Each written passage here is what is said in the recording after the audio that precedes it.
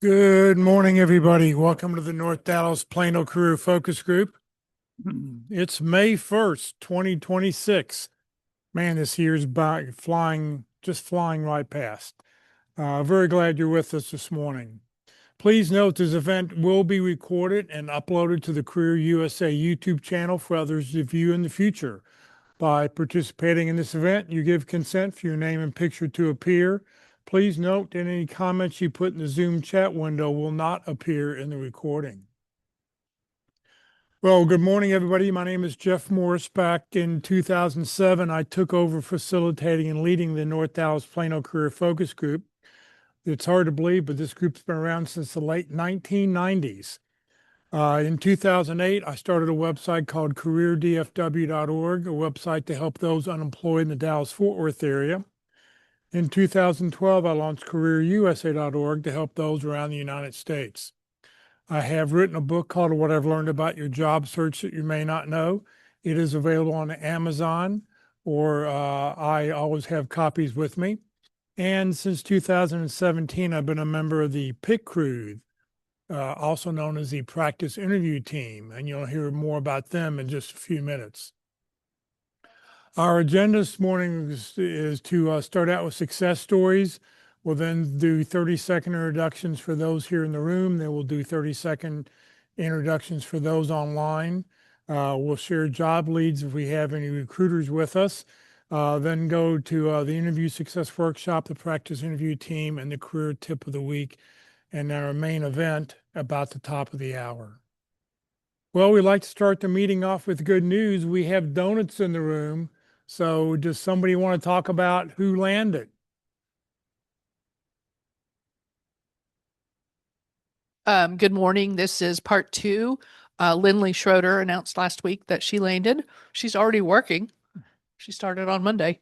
And she brought donuts today to share with the group.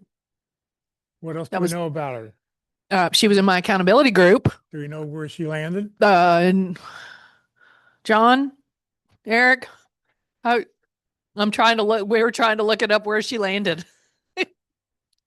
Okay. But I know her strategy. She follows Tony Bashara, and she's been through his training program and followed, and she used AI and job scan and just applied everywhere. And it led to multiple interviews, and she landed through a cold applying. Okay. Well, great. Congratulations to Lindsay. Lindley.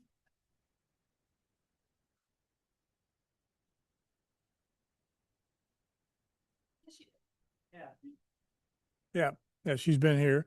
Anybody else? Any other landings to announce? I've got one. I've got an email from Jonathan Morris.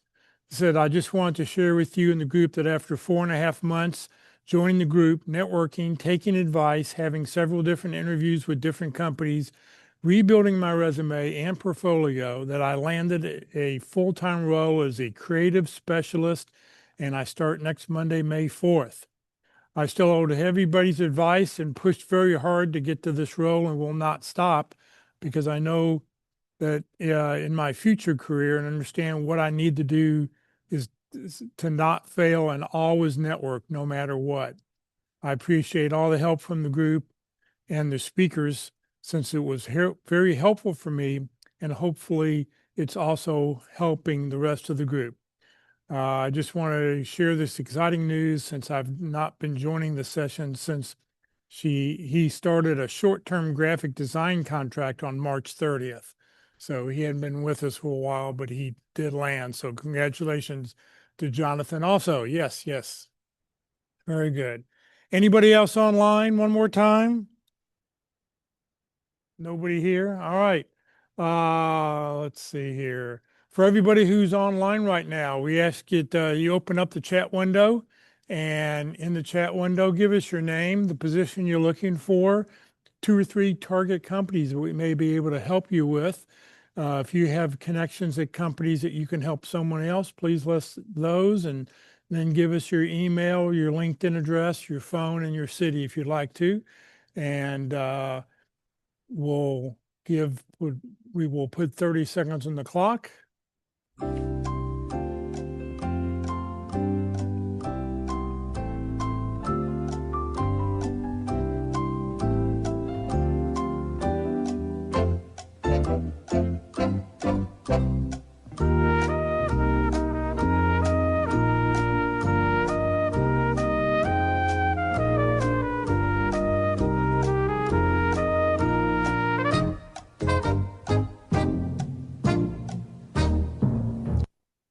All right, if you're still typing, go ahead and keep on typing.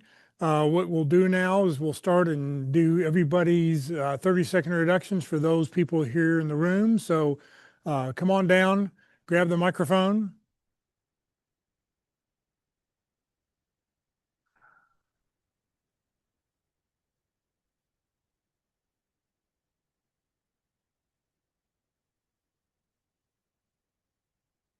Push up yeah, you want it. Hello? Hello?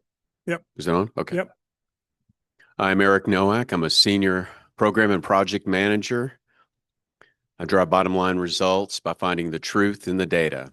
I focus in on data and analytics and also ERP and ERP adjacent implementations. I'm Eric Nowak. Thank you. Good morning. I'm Sally Bennix, bilingual in business and technology, and I am the human in the loop. As a technical business analyst, I make sense of people, processes, and technology. Having accelerated delivery time from 2 days to 30 seconds, I translate those business requirements into scalable solutions that drive business value. Sally Bennix. Target companies are Toyota, USAA. Shout out to all my CPAs. I've got a lead on if you're open to contract work, W-2 contract work. Sally Bennix. Thank you.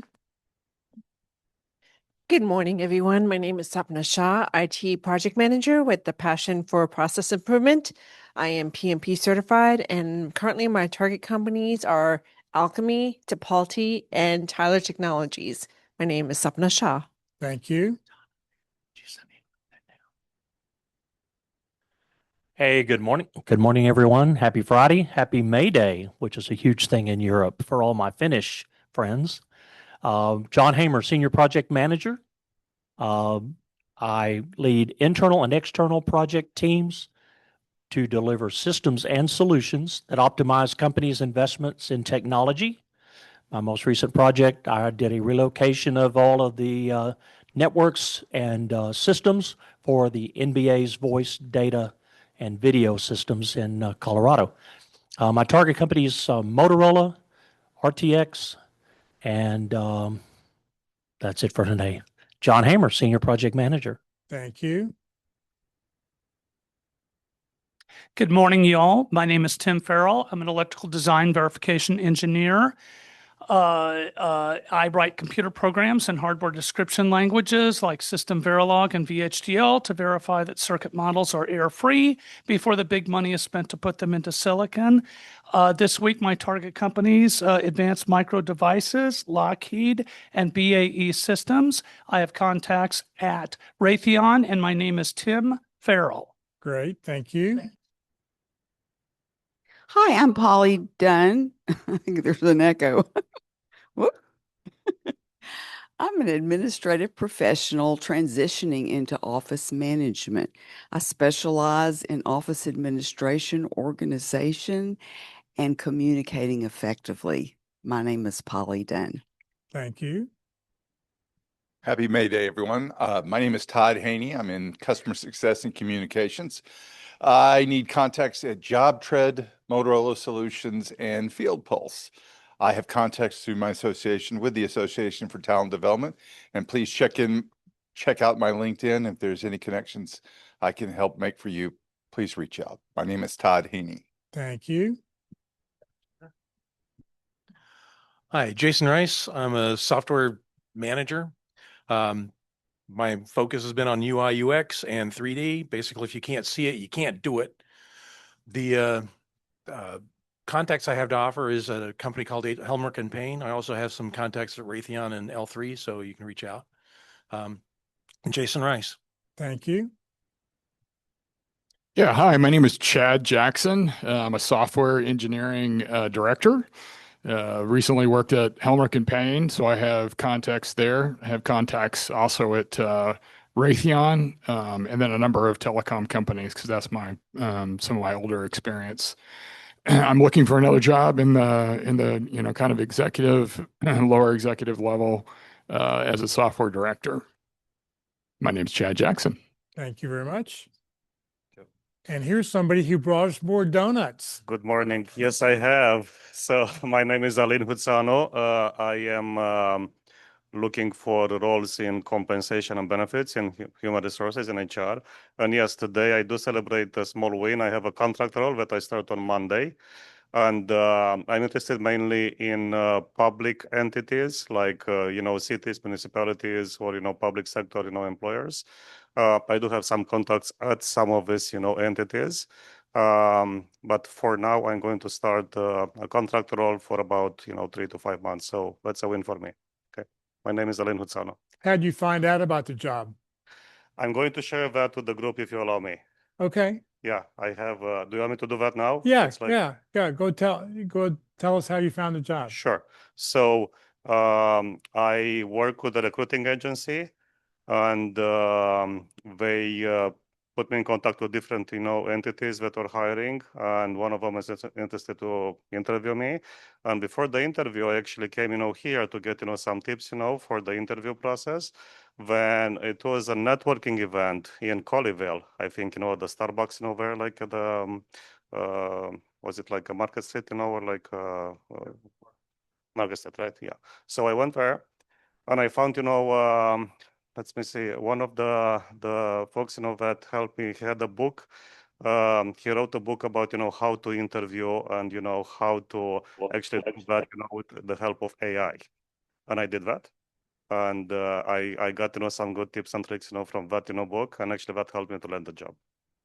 And Well, it was great. really, really helpful for me. Well, great. Congratulations. Thank you. Thank you for the for the donuts. Yes, thank you, Jeff. Okay. Hello, my name is Nirav Desai. I am looking for any infrastructure / operations management, technical project management roles, mainly looking for mid-sized companies. I have worked with Deloitte, Dell, and NTT Data. So I have contacts over there if anybody needs those. And I'm looking for a contact at NTTA, which is the toll authority here in North Texas. My name is Nurav Desai. Thank you. Great. Anybody else? All right. We'll go to, let's get everybody online. If you will, please raise your hand up. That way I know to call on you and only call on you once. So, Mary, we'll let you go first. All right. Good morning, everybody. And apologies, I'm in Stars morning a little bit if I seem sad. It was really sad last night. But I'm a senior director of professional services in the ERP space. I have contacts at Oracle and Epicor, and I'm looking for contacts at Aptian and Blue Yonder. I've got my information in the chat. If you want to connect, happy to help any way I can. Great. Thank you very much. Chandra.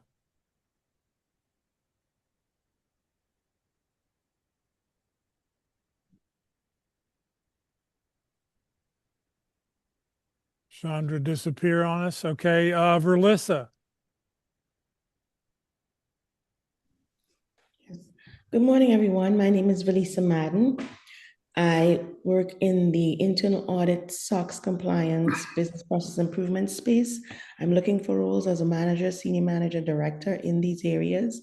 I take an integrated approach, including processes, systems, and data to help companies understand and comply with applicable laws and regulations. I am looking for contacts at McKesson, City of Hope, Ferguson, USAA, and I put a bunch of others in the chat. I have contacts at AT&T and Grant Thornton Again, my name is Valisa Madden. Thank you very much. Gerald. Good morning, everybody. My name is Gerald Castillo. I am a RF systems engineer, and I have worked with extensively with data collection tools, software analyzing tools, mobile device testing, radio network testing. I also have a background on the product support, pre-sale support, post-sale support, technical support, that type of roles. This week I target defense companies, RTX, also Lockheed, and also I'm targeting Volunteers of America, Texas, for possible role with them as well. Again, I'm Gerald Castillo. Thank you. Thank you very much. Bridget. Good morning. I don't see myself on the camera. Can you hear me? Yep, we see you and hear you. And I hope you can see, you said you can see me. Great. So good morning, everyone. My name is Bridget Allison. I am an instructional designer. My work helps organizations improve performance, strengthen employee skills, and create engaging learning experiences that drive results. My most recent work was on a government contract where I served as an instructional systems designer for a Navy contract. I am in process on my Six Sigma Lean Six certification. I just completed the white belt. I'm also working on my Scrum Master certification. I just completed the initial certification for that. My target companies are Halliburton and Raytheon. My name is Bridget Allison. Thank you. Sheldon. Good morning, everybody. I'm Sheldon Weinstein. I'm a senior sales leader in the consumer packaged goods industry, and I help brands win on the shelf and win with shoppers. My background includes roles at Nestle and Starbucks and entrepreneurial private equity-backed companies. Like many of you, I'm being intentional about what comes next. I'm exploring director to VP sales leadership roles in mid-market food and beverage companies in that $200 million to $2 billion range. Thank you, Sheldon Weinstein. Thank you. Chandra. Can you hear me now? Yes, I can. Okay, my name is Chandra Thomas, and I'm seeking an image review processor or administrative support assistant.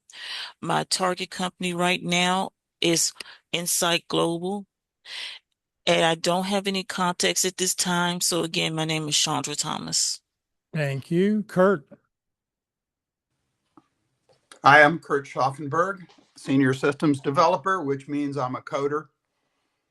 I'm an analyst, and I'm a burnout guitar player from the 70s and 80s, which is pretty much what I've always been anyway. And I'm looking for a gig somewhere, part-time, hopefully, pretty much doing anything that's interesting and trying to reinvent myself for my next evolution. I've had 4 distinct careers in my life: as a professional musician, as an accountant, all the way to controller level, as a systems developer with code running on 3 continents. And then for 10 years after that, when I was first going to these meetings from 2011 to 2018, as a contractor and a consultant. So I know how to do a few things, and I'm looking to do something different. My name's Kurt Schaffenberg. Thank you. Thank you. Scott. Good morning, everybody. Coming to you from New Jersey, where I'm looking to get back to the supply chain field, specializing in inventory control or production planning. If it has a part number, I can manage it. If it doesn't, I'll create one. Scott Boudreau. Thank you. Anybody else online? Anybody else online I haven't called on? Rosina. Good morning, Jeff. Good morning, everybody. Happy May 1st. Well, my name is Rosina Gallman, and I'm your Career Tip of the Week host, so I'll be back shortly. I'm looking for a position as a senior talent acquisition business partner, senior recruiter, HR generalist, or HR specialist. And then I need contacts at TIAA Frisco, T-Mobile, or Gartner. And then I have contacts at a variety of different companies. So as we connect, let me know who you'd like me to introduce you to. Again, my name is Rosina Gallman, Senior Talent Acquisition Business Partner, Senior Recruiter, HR Generalist, or HR Specialist position. Thanks so much. Great, thank you. Anybody else online I haven't called on yet? Going once, going twice. All right, don't see any recruiters online, so we'll go past that. Time for the interview success workshop. Good morning, Walt, via remote. Good morning, everyone. Well, there's good news and bad news. The good news is there's 2 landings and donuts today. The bad news is I'm remote and I can't eat any donuts, and so I'm going to suffer a little bit of withdrawal from no donuts today. Anthony, So, Anthony just said he'll have an extra for you. oh, okay. Well, I can't come in today because I have some workers coming today in the apartment that I live in for some work I've been trying to get done for about 8 years. Anyway, I am Walt Glass, and I am a retired IT career person, about 39 years. And I now focus on helping job seekers with their interviewing skills. And so I run the developed and then put on the interview success workshop. It is a free workshop. It's meant to help us learn how to sell ourselves. And by that, I mean it's who we are, what we do, and how we help. So those are the 3 elements. So when I was laid off, downsized, December 31 type thing, and I was ready to get a job, I really screwed up an interview. And I thought, I thought it would be easy. I've hired a lot of people, but when I sat on the other side of the desk, it became a different world. So I did my homework and did some work, and I developed the interview success workshop to help people go through a learning experience, not a mock interview, but a learning experience on how to sell ourselves. So if you're interested in that, I'd be glad to have you participate. I need an email to my Yahoo address to register and get scheduled. I do it on Tuesdays from 9 to 11 on Zoom. I do 2 people at a time. We cover the 12 basic categories of questions. You interview each other, and I'll give you the questions in the chat window for you to interview when you're the interviewer. We'll record your interview and you'll get a copy of that. And then we go through the responses and look at how can we improve our selling skills on the I am and the I do and the I help stuff. So the idea is not to say, here's how you answer a question, but here's a strategy for this category. Here's an approach for this category. Here may be a structure for this category, how we might approach these things. So it's not a heavy content. You provide the content, but you come and this is kind of like a practice as well, but it's more focused on learning. And so it's not I don't want it to be a stressful time for you to be learning. We may as well have some fun while we're learning. So it's an enjoyable time. It's a come as you are party. Your interviewing skills, you are where you are. It doesn't matter. And I have all various levels of professionals, anywhere from senior people, executive level, professional people, and even every now and then we'll have college graduates, which I handle a little bit differently for them since they don't have 20 years of experience. But you also get a handout and a video that goes over the handout and some files. So you get a lot of good information. I think that'll help you shorten your job search, because the whole idea is to help you gain confidence and skills for a successful hiring interview. So be glad to have. So look at my About section on LinkedIn for some more details. You can do, if you're don't want to do a QR code scan, and it'll start an email to me, and you fill in a couple of pieces of information to send it to me, and I'll put you on the list. Sometimes I have a waiting list. Right now, the waiting list is not too long. I am about 3 weeks out, though. But I do put you on the waiting list, and we'll call and get you scheduled on the forthcoming Tuesday. Be glad to have you. So I call it learning without squirming. Now, before I go into today's poem, John Hammer mentioned about May Day. So here's something that I know you couldn't live without knowing. So I'll give you a little information about May Day. It really has 2 or 3 different meanings. And so the first one came about with workers' rights, and there were lots of protests and things on May Day, particularly in Europe, as John was talking about. And then came along the Festival of Spring thought of May Day, which is very common today, which we generally celebrate now in this country as the beginning of spring. And then there's a French term, I can't really pronounce French that well, but it was like m'aider, which is short for help me, which became Mayday. And in the military, we used Mayday for what the definition of the French term was, which is help me. And so it was used 3 times to make sure that nobody misunderstood exactly the meaning of what was happening. So with that information, I will now, I know you couldn't live without this, but I'll get into the point. Oh, excuse me. Hang on a second. I'm sorry.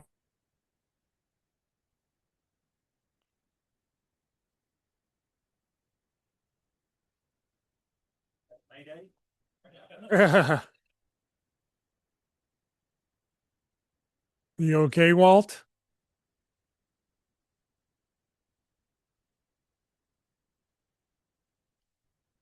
Well, if he pops back on, we'll do a poem. Yeah, I got it. I got it. All right, thanks. Sorry. Thought we were looking at murders only in the building. Yeah, I apologize for that. But I can tell you the best alternative is for you not to hear or see me than the other way around. Okay, so on this, the 1st of May, some call it Spring Festival May Day. Interview candidates exclaim, Mayday, Mayday, Mayday. For interview workshop and pit crew practice, do we pay? All the volunteers say, no way, no way. I am Walt Glass. Thank you very much. All right, time for hear about the Dallas Pit Crew. Paul. Thank you, Jeff. Walt, you preempted me a bit, but you did forget one thing. Happy Communist International holiday. I'm here very excited to talk to you about the Pit Crew today. Pit Crew stands for Practice Interview Team. We conduct mock interviews with a panelist of 3 interviewers and 1 interviewee and a room full of observers. I highly recommend this process. No matter what position you play, you're going to learn a lot. I'm a panelist and I regularly learn new things every week. We always need panelists. If you've been a hiring manager and you've had to fire someone, you're eligible to be a panelist. Just contact Ron Layton at the Pit Crew group on LinkedIn and volunteer your services. We meet here in this room Wednesdays from 1 to 3 on the 1st, 2nd, 3rd, and 5th Wednesday of the month. On the 4th Wednesday of the month, we do meet online to expand our reach geographically. Our motto is practice early and practice often. I'm Paul Hussar. Paul, thank you very much. All right, time for the career tip of the week. Good morning, Rosina, again. Good morning, Jeff. And again, good morning, everyone. All right, this week's tip of the week. Here we go. All right, so this week's tip of the week, I'm bringing you strategies for a successful job search by AARP. And the link to this article is going to be directly in the chat, along with a work and jobs website by AARP. And then AARP has also partnered with Indeed for their job board. And so that link is not in the chat, I'm sorry, in the article. So all 3 of those links will be directly in the article. So for this week's career tip of the week, I introduce you to the AARP website for work and career resources. The information is for everyone, not restrictive to those who are over age 50. Plus, there's an all-encompassing job search guide produced by AARP. So this 51-page job search toolkit contains top tips and techniques to guide you in the pursuit of your next career opportunity. So the table of contents starts off with 10 tips for good job hunting. Well, let's take a quick look at those. So tip number 1, make a skills inventory. Tip 2, match your skills to outcomes. Tip 3, identify jobs that need your skills. 4, Create resumes based on your skills. 5, network. 6, practice for interviews. 7, dress to make a positive impression. 8, learn something new or volunteer. 9, manage your finances. 10, exercise. And 11, a bonus, take action. So to continue on with the toolkit's table of contents, craft your personal brand. Next would be examples of elevator speeches, getting the most out of your job boards, building your networking strategy, networking on social media, track your networking activity and progress, the AARP resume kit, writing a cover letter that gets read, job application logs, a case study, the art of the interview, working from home or working for yourself, reskilling and upskilling, and last section is national resources.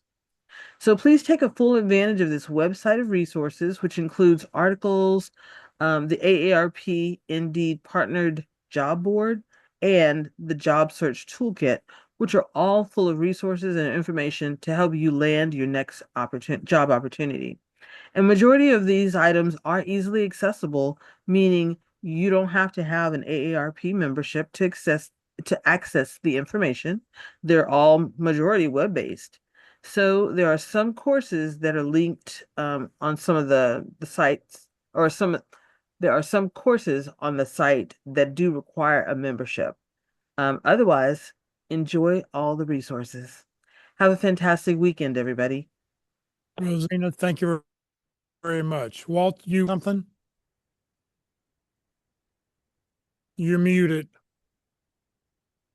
Walt, we can't hear you. There we go. I wanted to let you know that a lot of great tips of the week, and Rosanna, you picked out a fantastic one for this week, and congratulations on that. So I would encourage everyone to go to that website and scan and read through those 51 pages. It's got samples and pictures of things and stuff.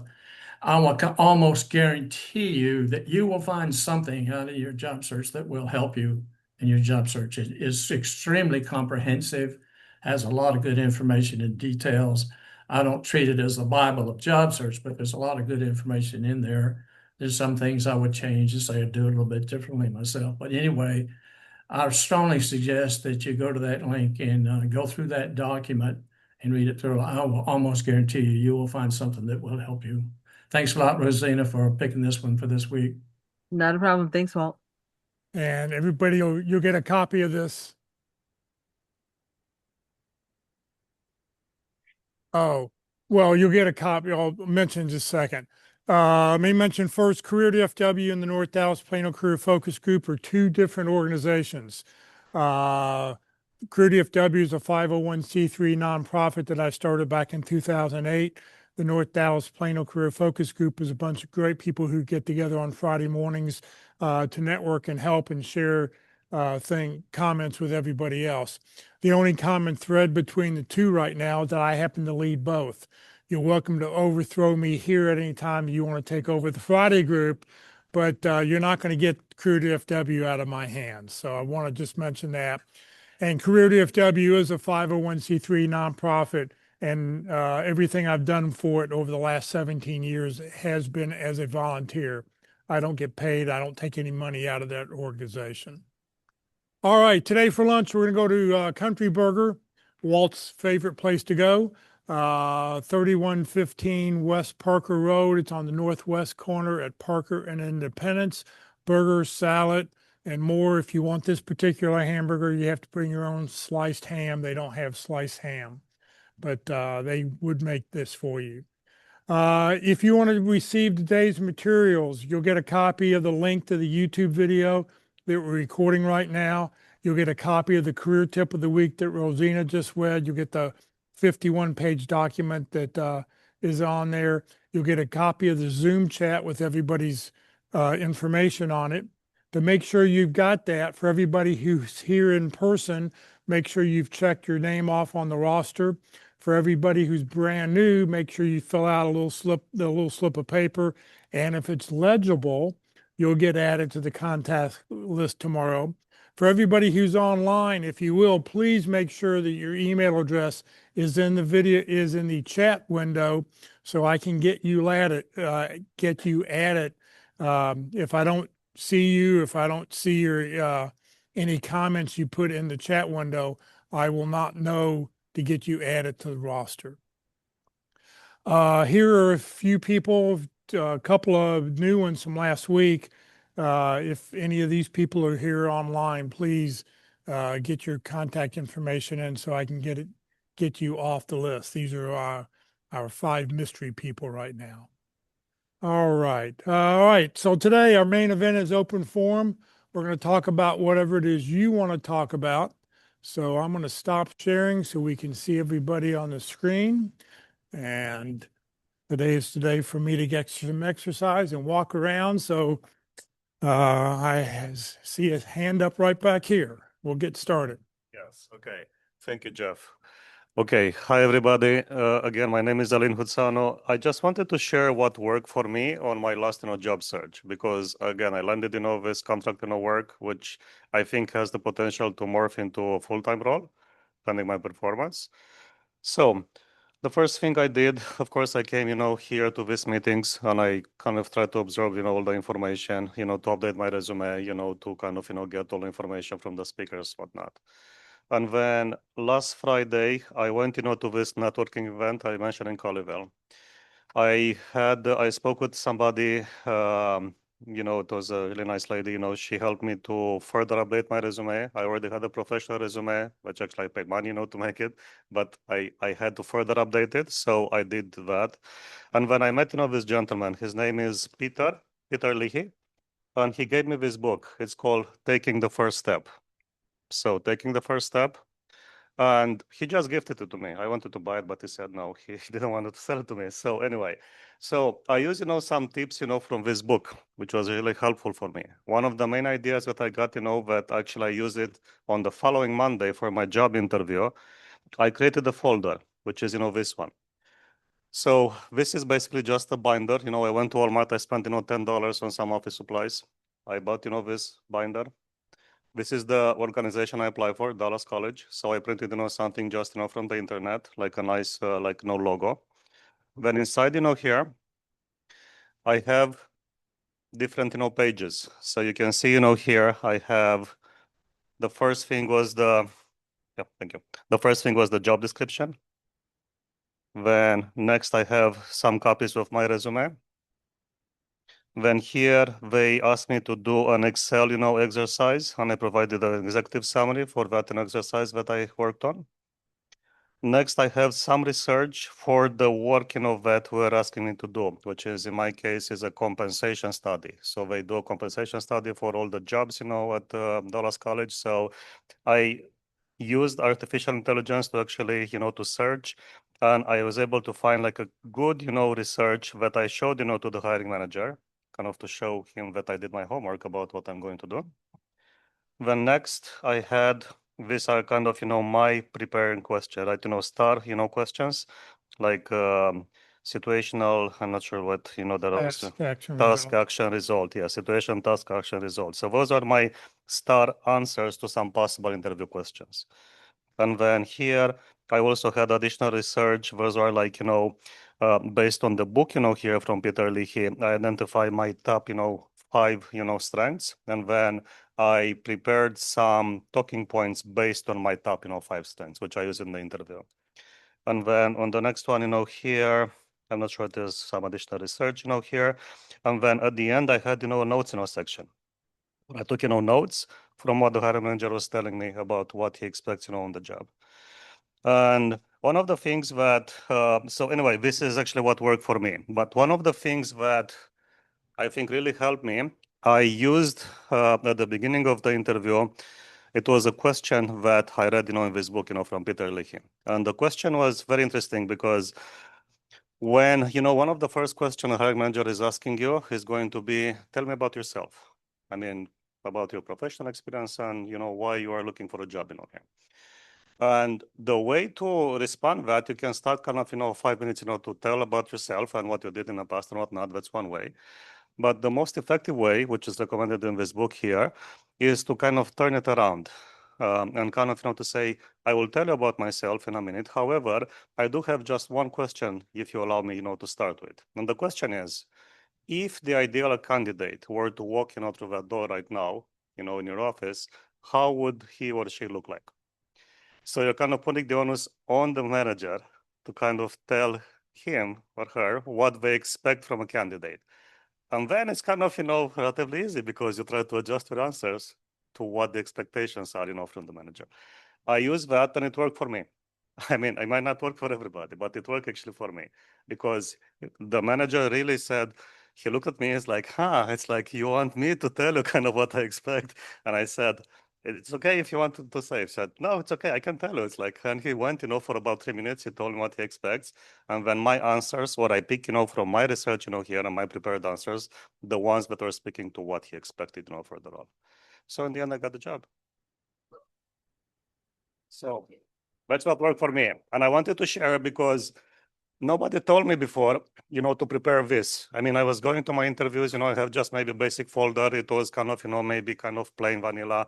Didn't really, I mean, it was okay for me, but I didn't think it was making an impression. Okay. I don't think it was impressed upon the manager, the hiring manager. Hey, this guy kind of, really is committed, to come to work for us. He has done his research, looks professional, appears professional, so on and so forth. So I think this did the trick for me. I mean, overall, all the preparation, but this also. So I wanted to share in case might be helpful for somebody. So okay, thank you. Great, thank you. Can I ask a question? How long did it take you to go through the process from start to finish on your initial contact to offer? So I worked with the recruiting agency, corner store staffing. I worked with the executive, hiring, from that team, like hiring for professionals and, executives. And I got the original outreach at the beginning of April. And then I was on hold for about like 3 weeks because the hiring manager was like on vacation, was traveling for business, something. Last Friday, actually literally last Friday, I came, to this meeting, here at some point, I was actually leaving, it was impolite, but the recruiter contacted me. She told me that the hiring manager wanted, to schedule an interview for the following Monday. So I had, time to prepare, like basically, I was prepared, but to prepare again from Friday to Monday. Then Monday morning, last Monday, I went for the interview and then I got, the offer the next day. So we're looking at four weeks from initial contact Mm-hmm. for that job? 1 month, yes. Mm-hmm. Yes. Yeah, okay, thanks. Yep. Okay, great. Any comments from anybody? This is very helpful if you want to take a look. I mean, I'd recommend, putting together a customized book when you go in for a job interview. It's very professional looking, and I'm sure it made a big difference. Yeah, I believe it did. Yeah. Yeah. Thank you, John. All right. What else? Can we get the name of the book maybe posted? It Here, looks like there's an outline that we. I'll put it up on the screen so y'all can see it. Thank you. There we go. Thank you so much. I guess it's backwards though. Sorry. No, we see it, okay. Peter also speaks at some of the groups periodically. I don't see it. What is it? Can somebody say it? Taking the first step. Taking the First Step by Peter Leahy, Leahy. Hey, Jeff, somebody put it in the chat for us. Oh, okay.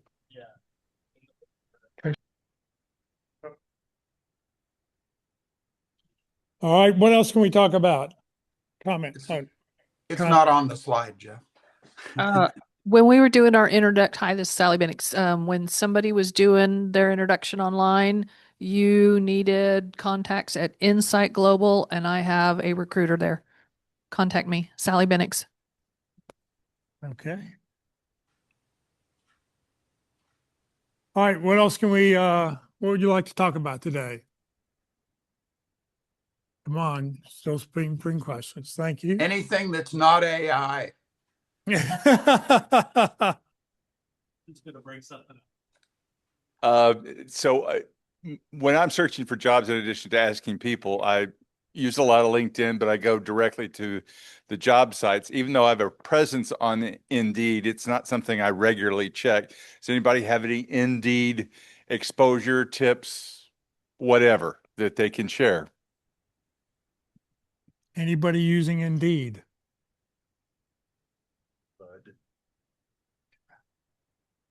I guess not. Okay. That answers the question. Yeah.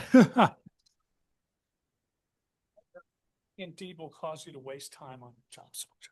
Right. This is just my opinion, probably shared by no one, but my opinion is Indeed will cause you to waste time on your job search. What you should do is go to Reference Solutions, then find your list of target companies and then apply directly. That's the way I do it. It doesn't make it right.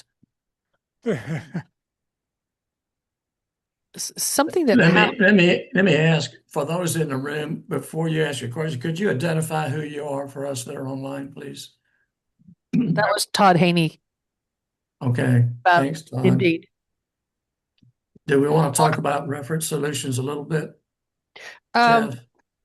something that We'll happened. get back to it in just a second. Sorry. Okay. I can wait. All right. Something that happened to me this week that's generating some interesting traction is I've got a friend that entrepreneur, doing some really cool things to revolutionize the office cleaning space with data. Kind of some really cool things the way he's thinking. He posted online and gave a shout out to one of his brand new employees about his first solo gig and just said, hey, took the training, did an outstanding job.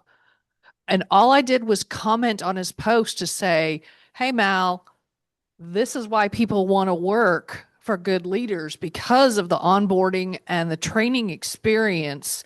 And I gave a shout out to this kid. I don't know this kid from anywhere. He's not even on LinkedIn.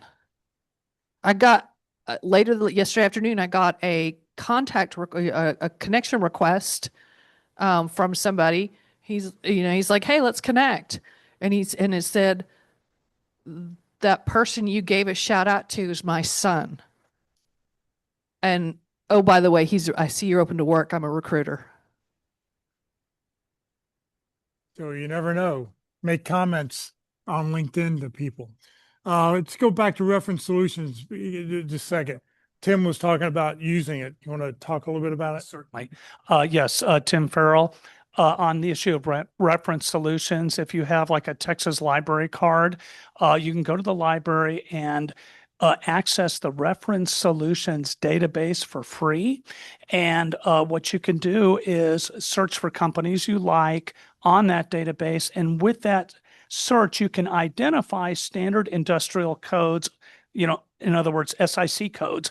Then you can plug those SIC codes that you find, which is just a series of numbers.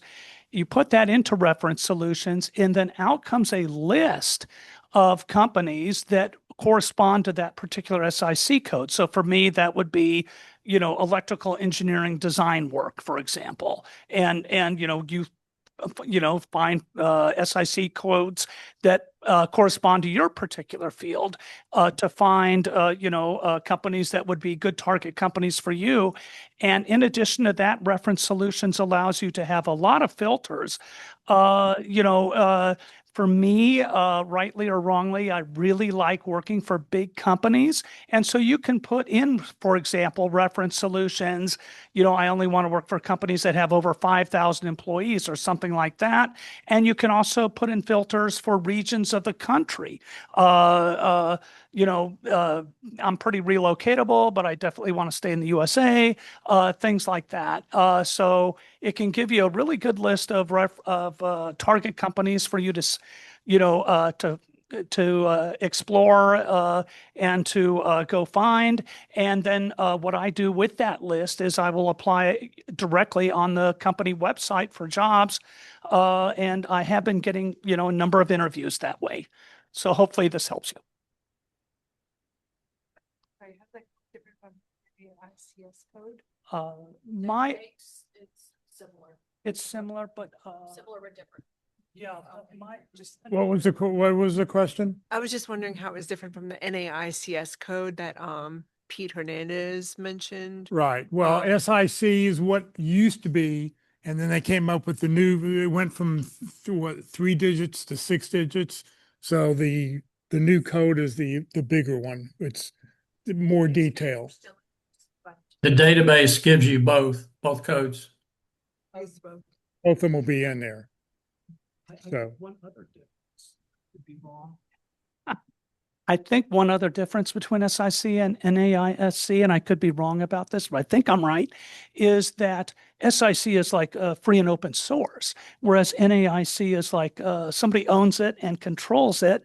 And I think you can still use SIC on reference solutions, and then you don't have to mess around with who's got proprietary on what.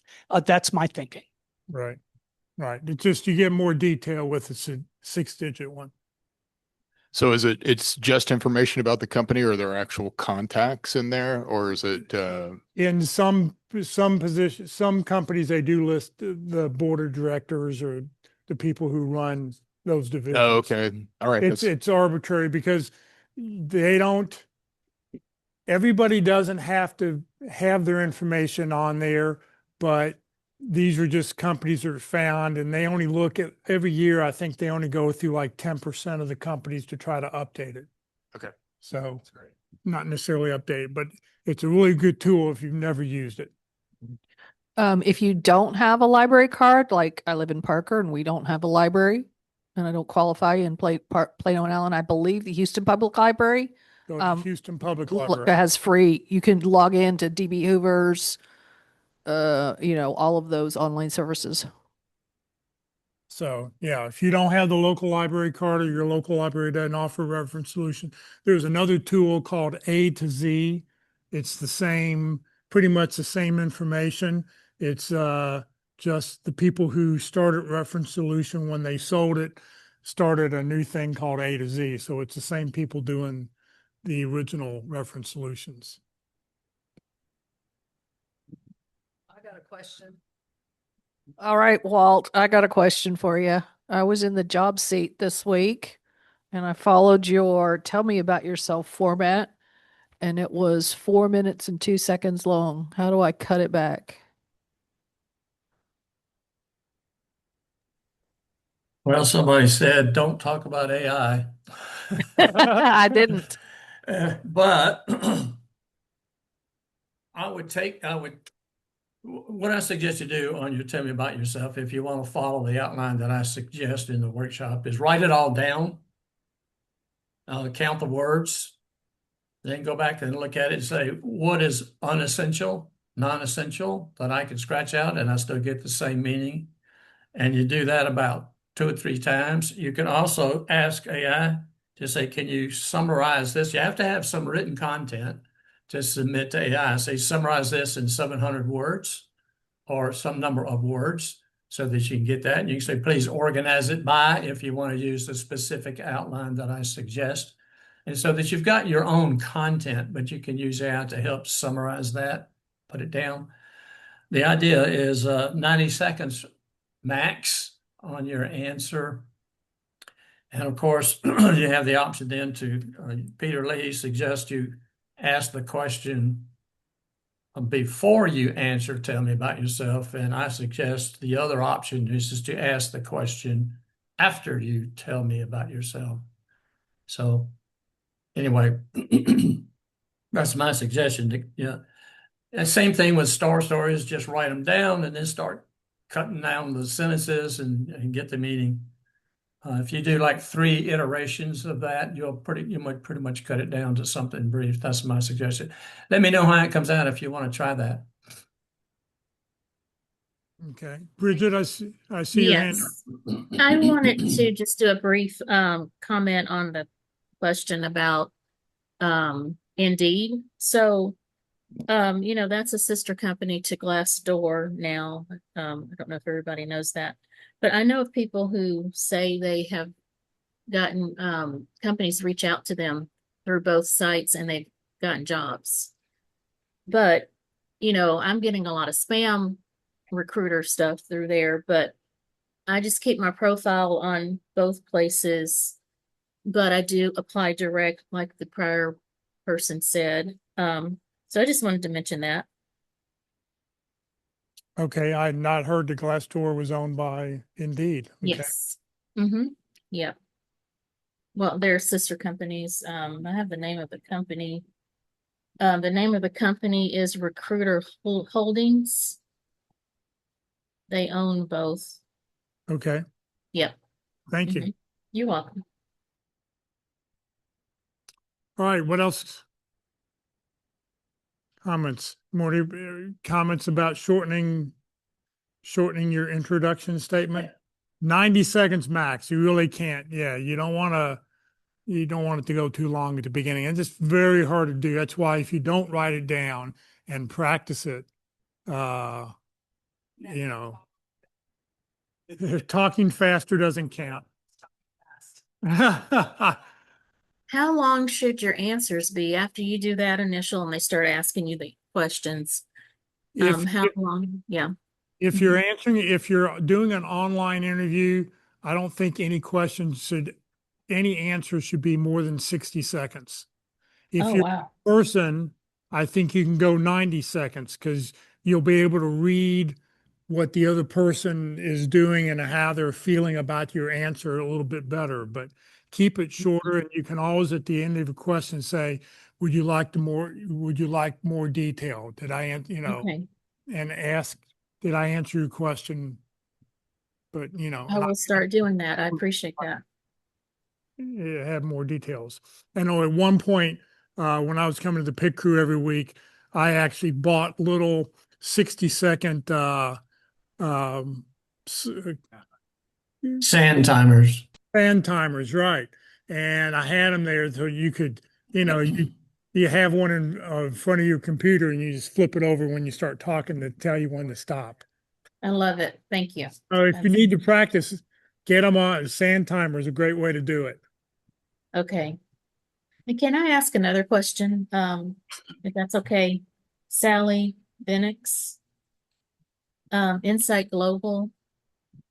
I have been recruited by them, but it's been an AI recruiter and it just kind of freaks me out. So I decided I would not do that. Can you talk about that? I mean, I don't know about AI recruiter. I have a physical person, a human being out of North Carolina that I can give you. well, that's good. connect But you why with. am I was just curious about why I was getting that. I That's have absolutely never. I've always worked with a human being at Insight Global. really. Okay, thank you. Have an office in Oklahoma City. They do.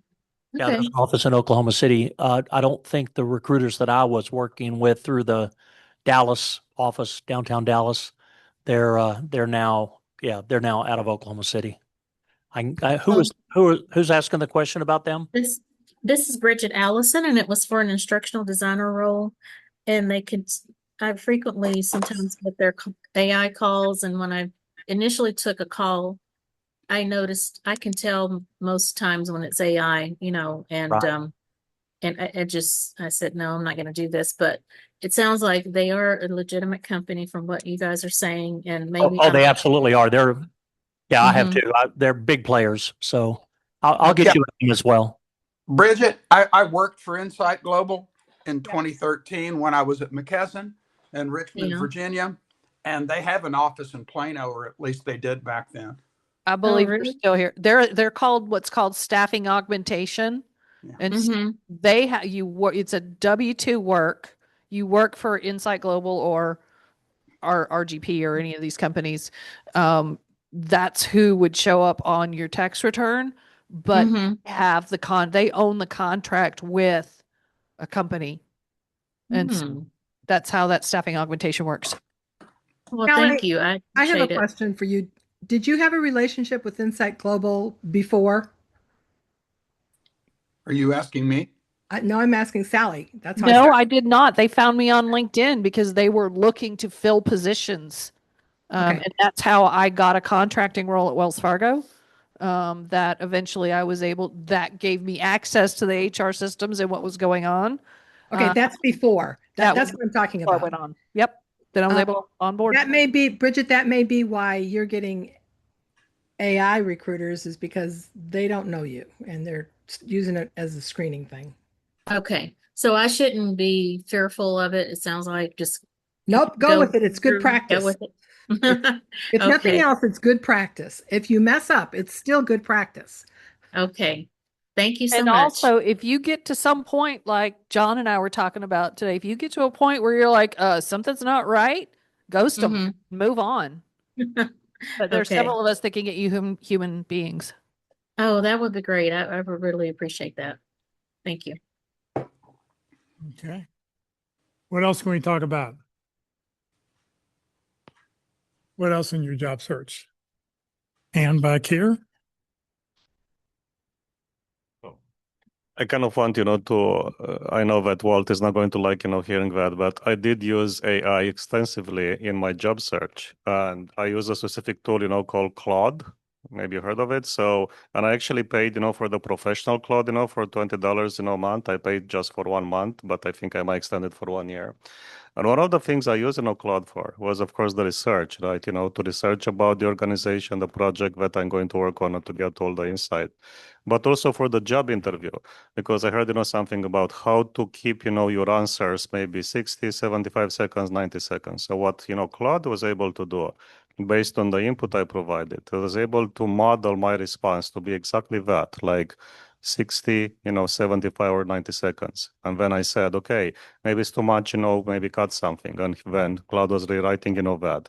And I actually used some of the interview preparing questions that the AI, kind of gave me on my actual interview, and it worked. Now, of course, you have to kind of, there is a little bit of work, here you need to kind of, model, the inputs, where to make it not sound like AI. You have to use your own words and whatnot, but it's something feasible. If you're kind of into this, it's something that I kind of really got drawn into the AI wave, and it's interesting because when I got, to the interview, the hiring manager, he looked actually on the output I provided. It was like an Excel-like analysis, and I have to create, some pivot charts, some pivot tables, whatnot.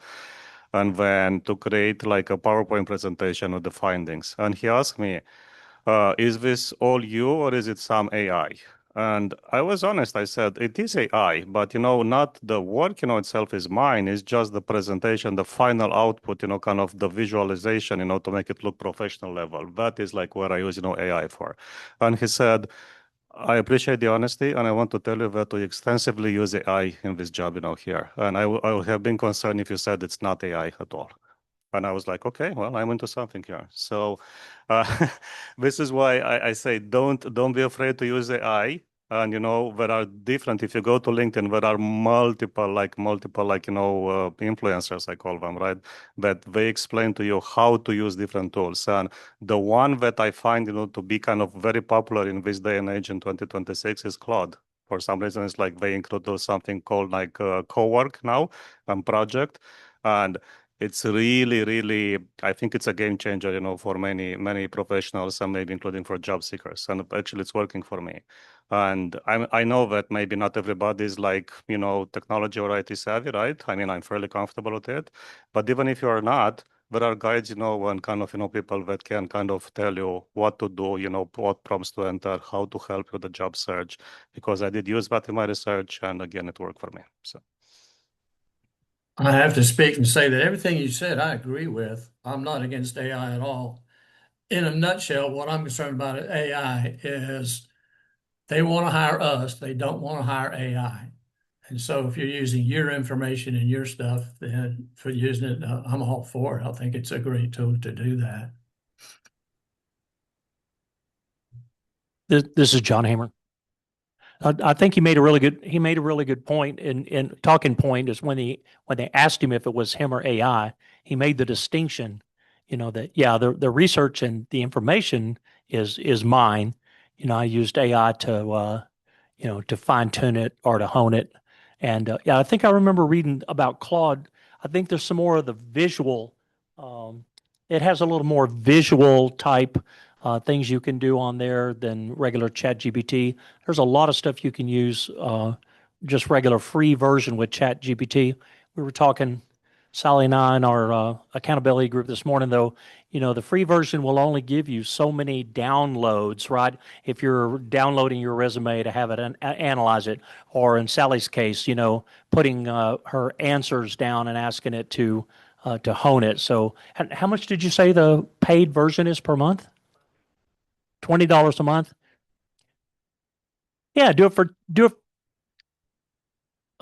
you, okay, so there's an annual rate. So yeah, it's like pay for a month or two, get a job, and get on down the road with it. But so Matt Nealon, is that right? Matt's last name? Matt Keelan. Keelan gave an excellent presentation yesterday, South Lake Focus Group. He was the featured speaker talking about AI, but not just in your job search, but everyday usage. I got some great ideas because they will ask you now, and they talk about it in Pit Crew.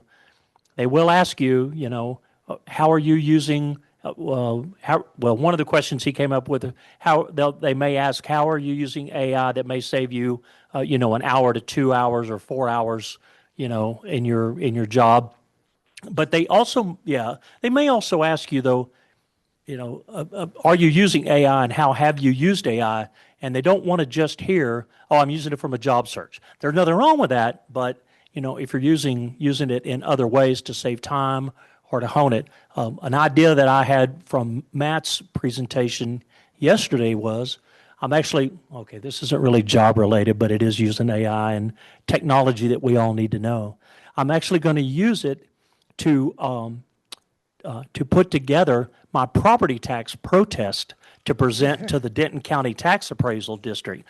So you can upload or download however you want to see it, just a massive amount of information, and let the AI engine figure it out. You got to have the right prompts and set the right filters, but just like you're doing your LinkedIn profile or your banner, download everything you can and then let it sort it out rather than spending minutes and hours a day for it. So my 2 cents, something outside the job search that I'm going to use AI for. And then he gave an example of agentic, of an engine, which you have to have the paid version to use the engine, because they will ask about that also.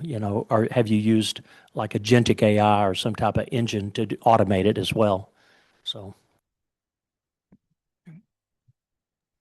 I had a two-part question actually. First, I was wondering how many people use JobScan to match their resume to a job posting.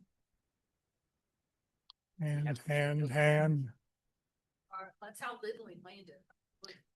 Part of her process was JobScan. Okay, does she use like the free version or she paid? Okay. Okay, that was my question because when I'm using the free version right now, I see that I get a certain percentage match. It's not great compared to what ChatGPT or Copilot or Claude give me. Apparently they're appeasing to me. So they'll give me like an 80 or something plus rating, whereas JobScan will give me like a 50% match. And I'm like, okay, but I can't see what truly I need to fix because it's blurred out. But I was just wondering if how many people leverage the paid version versus a free one. So I went through this is John again. I went through a couple of exercises with Lindley actually, and we did the comparison and had it update my resume according to the job description through ChatGPT. And then we put that in through JobScan. And I said, well, let's cut to the chase, run it through ChatGPT and I'll just submit it. She's like, hold on a minute. So we put it into JobScan and it was like a 57, 60% match. And she's like, yeah, see. So by the time we were done, I was ready to stop at 95 and she would not let it go. She wouldn't let it go till we got to 100%. So, I mean, and some of it at that point was really nitpicking, but she's like, no, why would you stop at 95, when you can get to 100? But that was the comparison was, when we took something AI had already done and put it there, yeah, it was 50, 60% is all. This is Scott. I've been using JobRight, RIGHT.ai for both scanning boards, and it allows you to apply your resume sometimes autofill, and it doesn't do great all the time on the autofill, but it actually suggests, it provides a score for matching to the job description, and then it makes suggestions and updates your resume into a PDF you can download or auto apply or autofill sometimes to a job role. And what's it called again? JobRight AI, I'll put it in the chat. Yeah, well, you'll get a copy of it. You'll get a copy. It's just another variation, I think, of what everybody's talking about here, but that's the one I've been using. AI. And, Tim Farrell, and my little suggestion that really raised my eyebrows that I want to make sure everyone knows about on AI is that most of the AI engines I think are really pretty safe to use, with the exception of DeepSeek. Everything you tell DeepSeek goes straight to the Chinese Communist Party. So please be careful and don't use that. That's my opinion. Yeah. Especially if you want defense jobs. Mentioned it yesterday. Yes, so everything we put in AI is going to trade model. So do not put personal information up there. Yeah. So, question using job scan, and matching your resume, updating your resume. Like you said, you got 57, like based on what you had, comparing to the job search, and then you modified it. You went up to 90%, 95%. Where do you stop where it becomes not your resume or something, and it's completely fabricated? That's a great point. Because I mean, at some point, it just doesn't seem like it's you. You're putting stuff in there just to match. Right. So he said you're just putting stuff in there to match. At what point do you reach not only diminishing returns, but where it's not you or it's fraudulent, right? That's a call you have to make even when you're running it through just regular AI, and so that was part of I'll use the term exercise again, part of when we went through that process to look through JobScan. There were some things that I was uncomfortable in putting in, or you had to go find hammer to fit. Where they're looking for this one phrase that isn't there.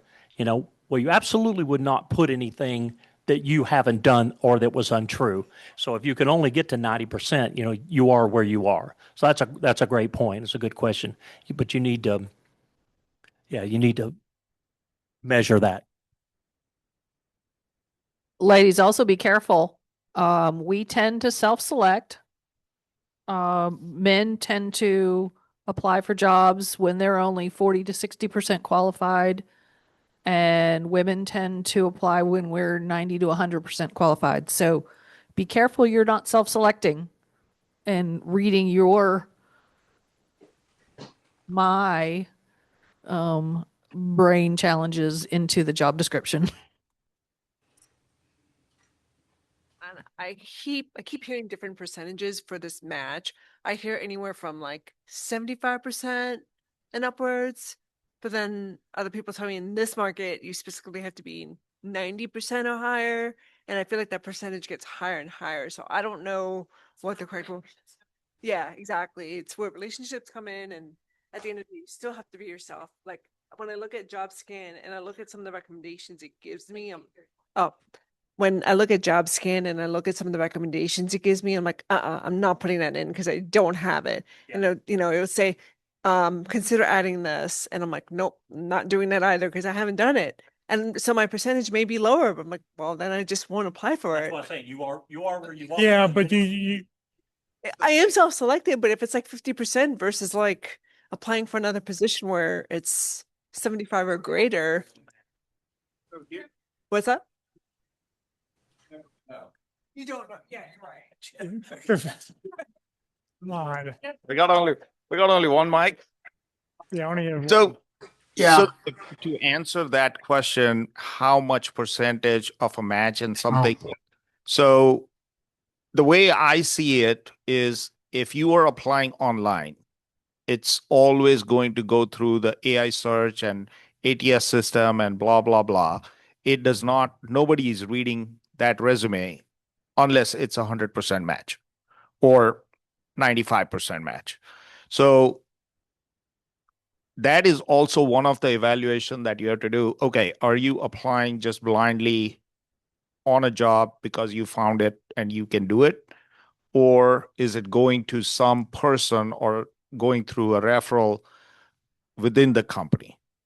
Because if it goes directly to somebody who is reading it, it may be 75% match, but he will see the potential, or he or she will see the potential and give you an interview.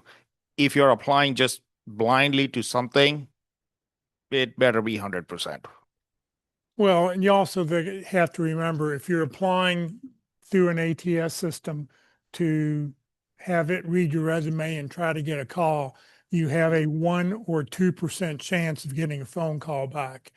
If you can get a resume to a hiring manager or a recruiter or a real live person, you probably have a 50% chance of getting a phone call back. So if you're just applying on, open, ATS to ATSs, I think it's really a waste of time. There's a speaker who comes down here from the Minneapolis, St. Paul area.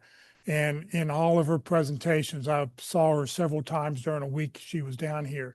Every time she talked, she said, never apply to an ATS. If you can't get your resume to a person, you're wasting your time.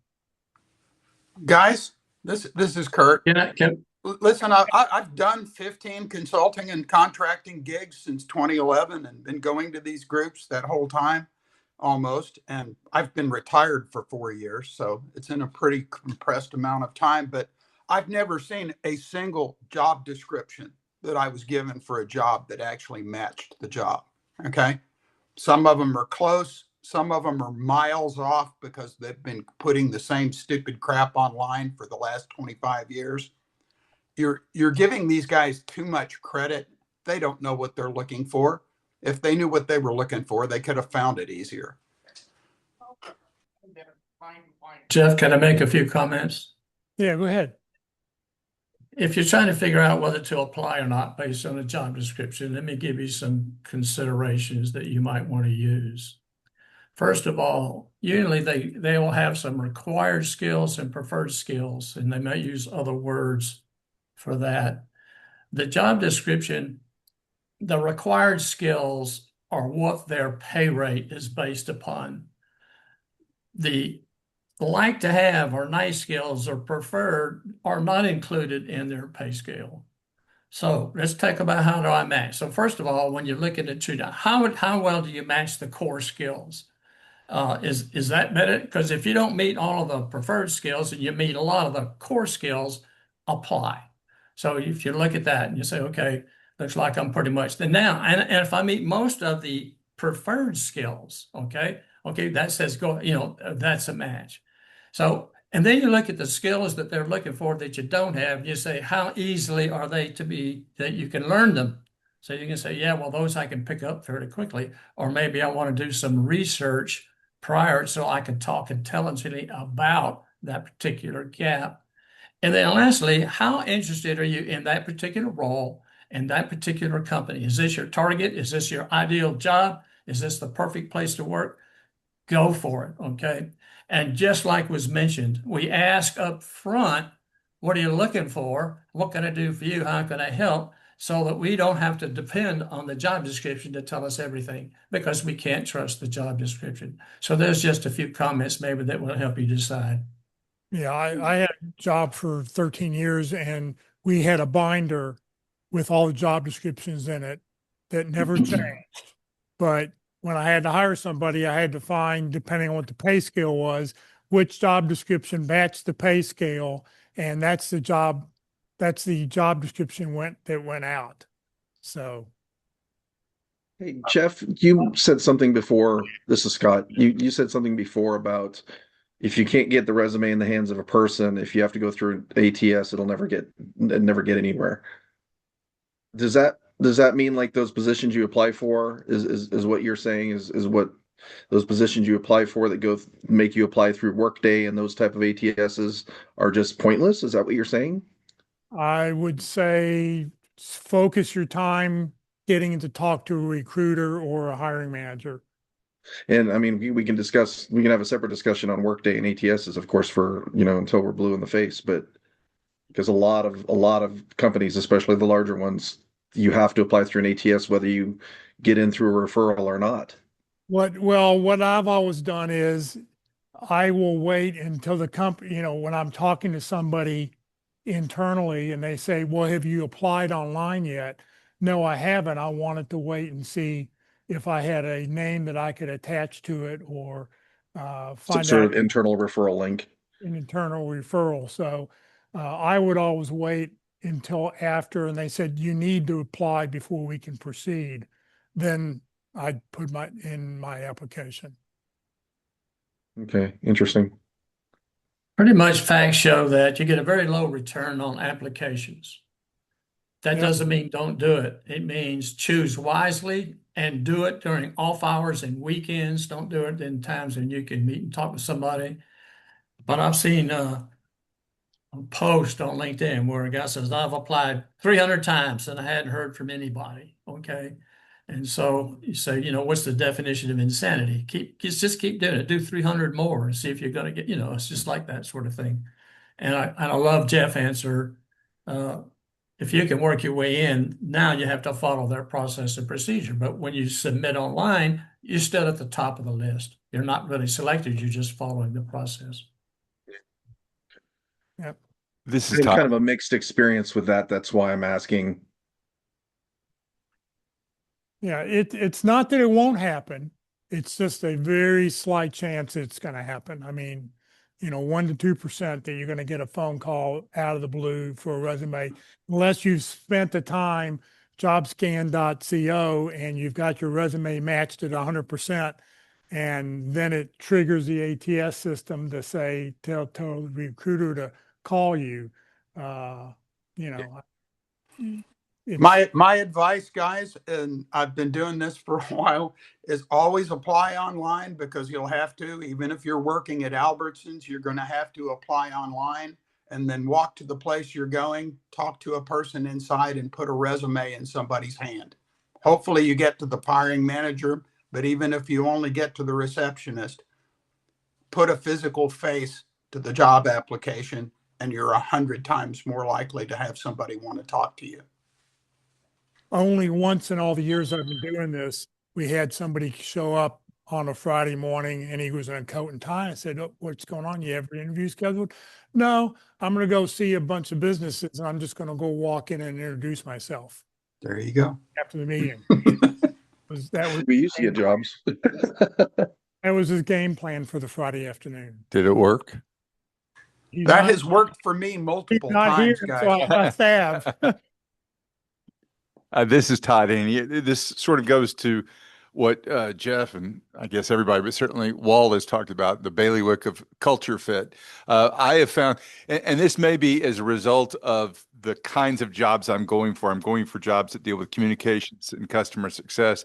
I find a lot of times, in addition to setting up my star stories and everything else, I find a lot of times they are interviewing me to figure out who I am and my personality and am I going to fit? So if you can, and this is difficult, if you can, beyond finding out their vision, mission, their executing behaviors and all that stuff, talk to somebody about the culture to see indeed if you're going to fit, and then, be yourself. I've talked about this with a few job seekers, and it may be us saying sour grapes, but we know, having hired people and dealt with people enough times, there are a lot of people out there who are great in interviews. Fantastic. I wish I was one of them. But when it comes to executing the job, it didn't work out. And so you hope you come across hiring managers who recognize your genuineness and your ability to connect and do the work. But, one of the ways you do that is by connecting with their culture and understanding what they're about. It ain't easy, and it does take trying to get in front of somebody, but if you can, God bless.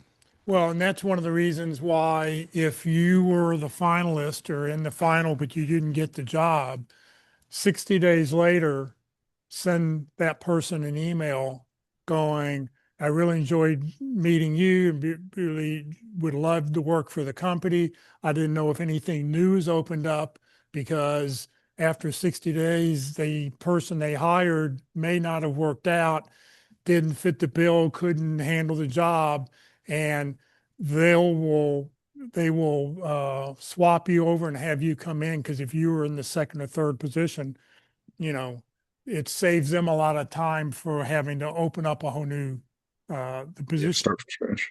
So, don't give up.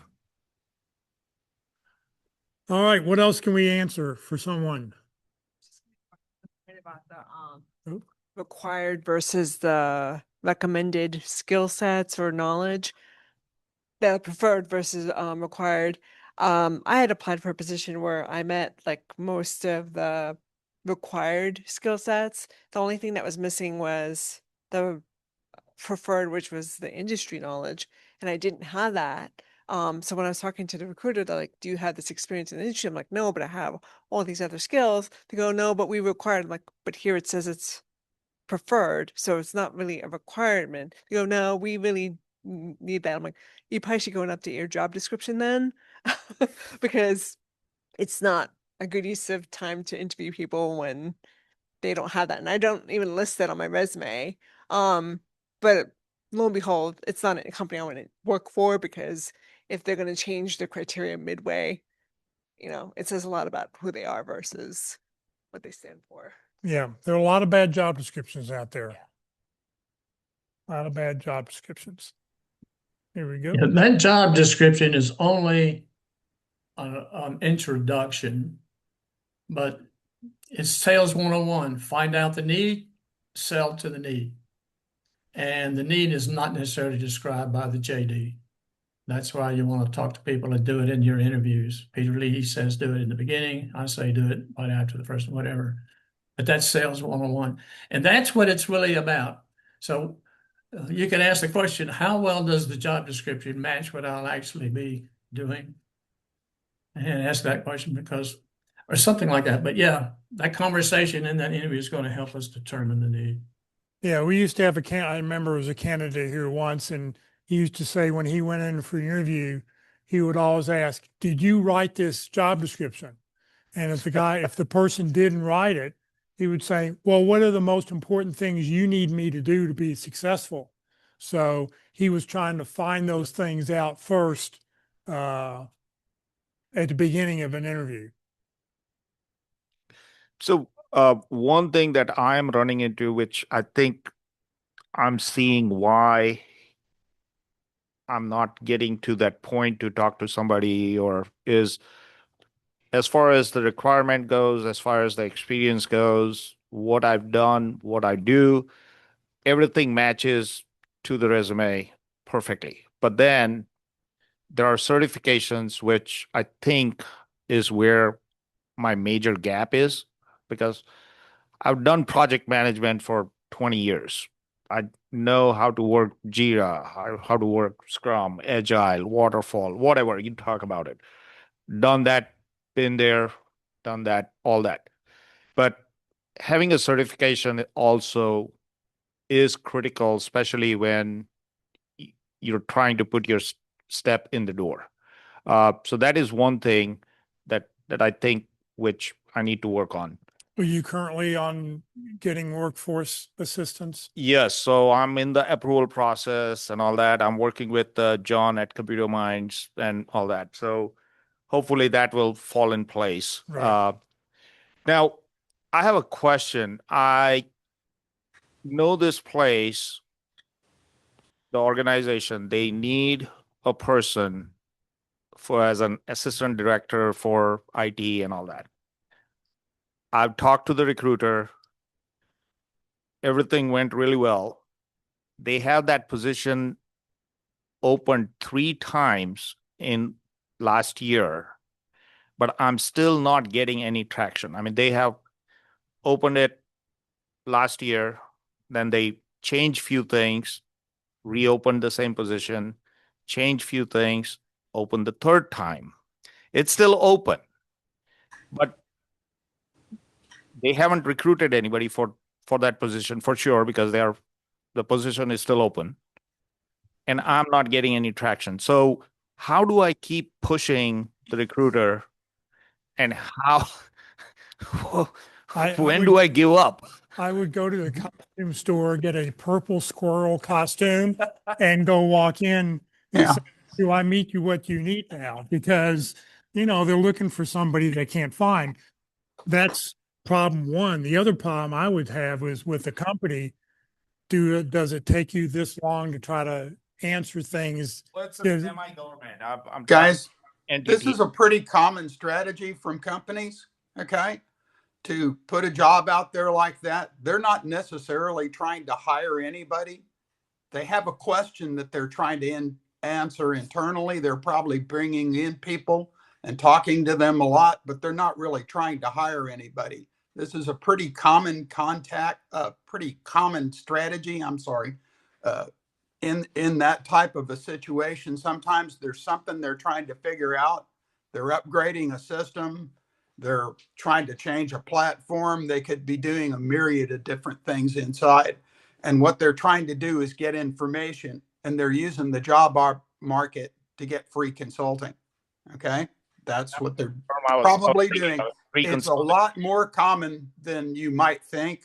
I learned from Elizabeth Lyons in 2012 that a lot of companies in the technical space, the first thing they do when they've got a problem to solve is they post a job online and they start talking to people about it. It's very common. And if a job stays open forever like that, that's a big, giant red flag, man. If they really needed somebody, they'd bring somebody in. He's not crazy. Jason Rice. Several years ago, I went in for an interview, did a code test it was the only code test I've ever liked. It was like, what a brilliant set of problems.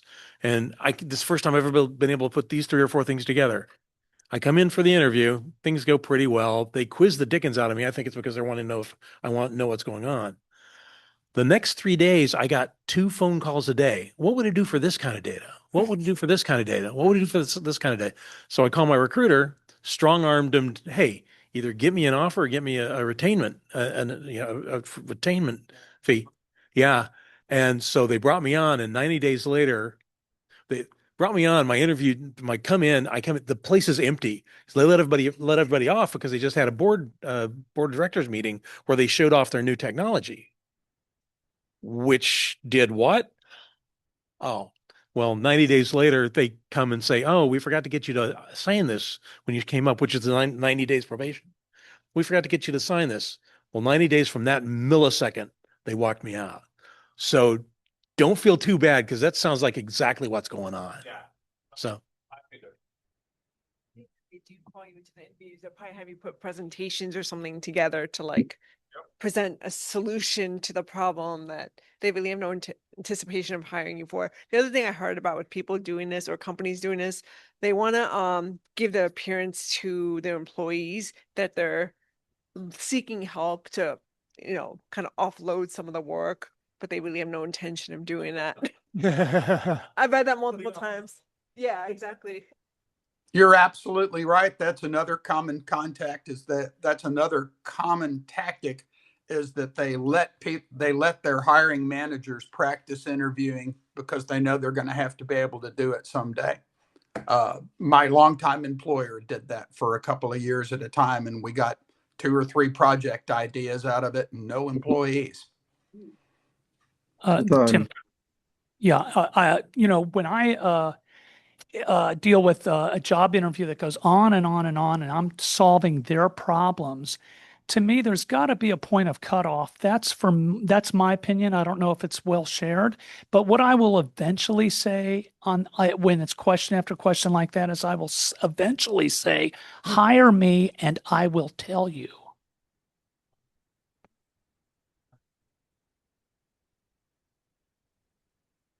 And when I was working in aerospace with the engineering departments, that they the managers got in trouble because they would give the engineers a test, and HR finally caught on because they're like, okay, if this guy can't answer some of these basic questions, they say you can ask questions, but you can't give them a test in the interview, which is what some of y'all have come up with. I know in some of the, sorry, Walt, and some one person I know that went to work for Comcast, they actually had her do an AI presentation and bring some work in for her, like the second interview or so. But yeah, they said, yeah, you can't give interviewees a test. I think it really depends on what they're asking you to do. And if they're asking you to show them how to solve a problem, I can say, well, I can tell you about a time when I solved this type of problem and give the star story of when I do it. But as soon as we feel like we are giving information away, that's our signal to step back. And the only time I think it's reasonable is when the job is a consulting job and they often ask you to do a case study. But ask them where the data comes from. And so this data is, 5 years old that we're giving you to do your case study. That'll help differentiate between, okay, you want me to do a real case study, but you're not using current data, for example. So when people are doing case studies, I always suggest ask where is their data coming from to do that study. So there's a fine line between giving it away and answering the question. Yeah. All right. What else can we answer for somebody? Anybody online have a question?